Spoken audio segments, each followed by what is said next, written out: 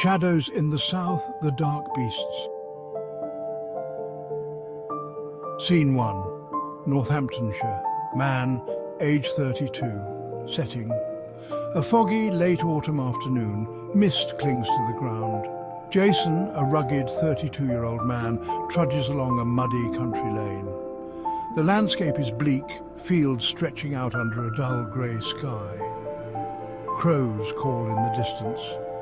They say there's nothing dangerous out here in England's countryside. No wolves, no bears, nothing that would make a man look over his shoulder. But sometimes something watches, something that shouldn't be here. It was late in the day, the sort of time when the light fades quick, and the world seems to change around you. Jason stops abruptly, hearing a low rustling in the hedgerows. He stares into the distance. The fog thickens, swallowing the horizon.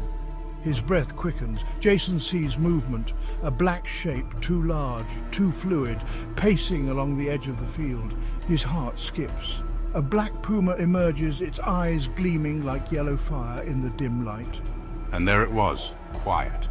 Too quiet for a beast its size, like it had no business making a sound.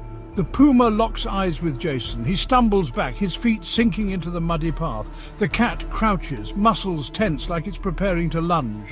Sometimes the things you see in the corner of your eye, they're real enough, close enough to feel the breath on your skin. Jason bolts, slipping in the mud, glancing back, but the creature is gone, as if swallowed by the fog. Scene 2, Oxfordshire. Man, age 54, setting dense ancient woodland. The sort of place where trees seem to bend inwards, blocking out the sky. Peter, a grey-haired man, hikes in the early morning. The forest is deathly quiet, except for the occasional crack of a branch underfoot. The old woods have a way of keeping secrets. You could walk for hours feeling watched, but never seeing what's watching you. Who's there? Peter pauses as he hears leaves crunch behind him. His heart beats faster. He turns his head slowly, seeing nothing but shadows. He already knew. The woods were never empty, not really. Peter steps forward, and from behind a gnarled oak tree, a mountain lion slinks out. It moves like smoke, silent, deliberate. Peter freezes as the cat prowls toward him, amber eyes cold and hungry. Some creatures. They hunt slow, play with their prey, watching the fear build. This can't be real.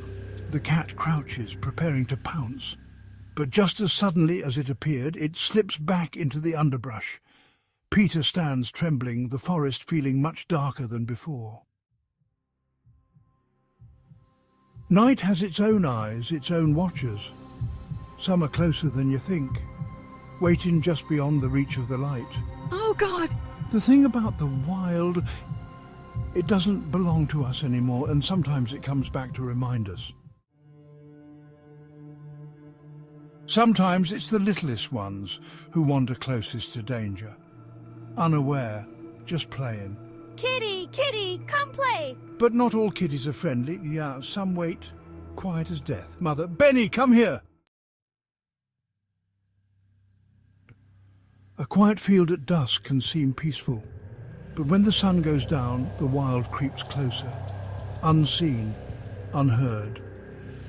There's a moment, just before something pounces, when you know, your body knows, and all you can do is hope you're fast enough.